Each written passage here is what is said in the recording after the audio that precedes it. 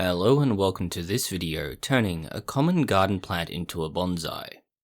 This is the Cupressa Sempiverence species. It is otherwise known as a pencil pine. This species is prevalent as a low maintenance tree in gardens. They survive quite a long time, but are prone to being dislodged under high winds, in wet soil, or other soil disturbances. At about 35 meters high and only a meter or less across, they are fairly common. In some cases, tastes change over time, and where this species might once be seen as a very attractive option, it might no longer be the case. This means they can be very available.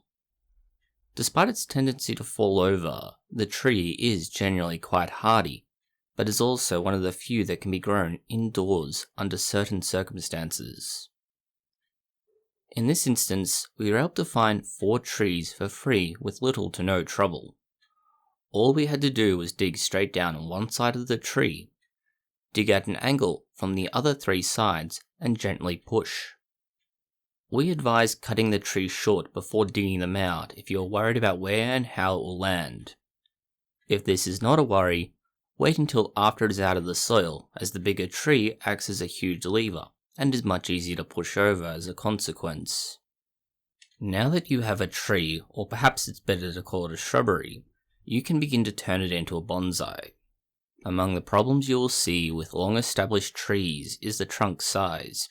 It is a very gradual taper over those 35 meters, and since we're talking bonsai tree size, this means the section that you're going to be using, or most likely to use, is likely to be very thick and have very little taper. You can solve this issue by either cutting it at an angle and hoping the tree survives, or hiding it.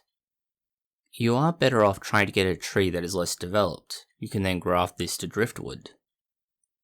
In this case, we have far more advanced stock to work with, so we'll make it into bonsai several ways. The first is the easiest method. Aggressively cut across the trunk at an angle. This will need to heal over time, so you should seal the wound with wound paste in this instance. You then begin removing branches from the tree that you do not want. This also creates an opportunity to create jin and shari. Repeat until you've finished your early styling. We'll keep working on this tree so you can see what we are doing, and then we'll be back shortly with the next approach. There'll be a timestamp at the bottom of the screen telling you just where to jump to.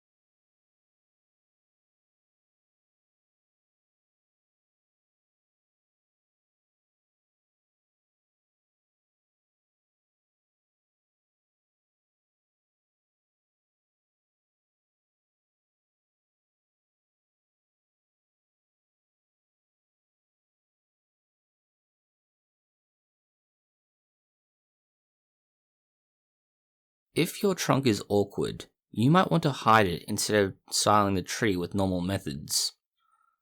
For this, deadwood or driftwood is a useful tool. It can act as a sort of shroud or cover. You plant the tree as normal with the driftwood behind it, and then embed the tree into the driftwood. This can at different times require more or less brutal approaches.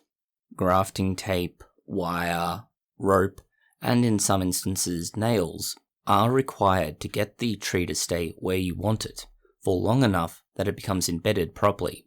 We will keep working on this particular example for a little longer, and have a timestamp below where you can jump to for the next bit of information.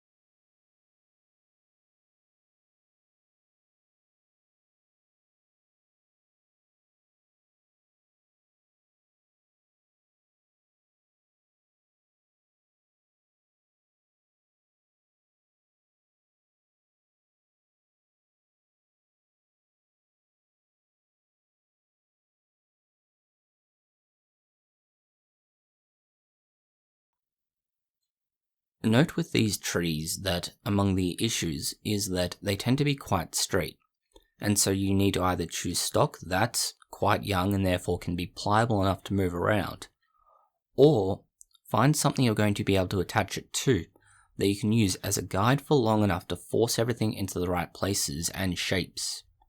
This is often more difficult than not.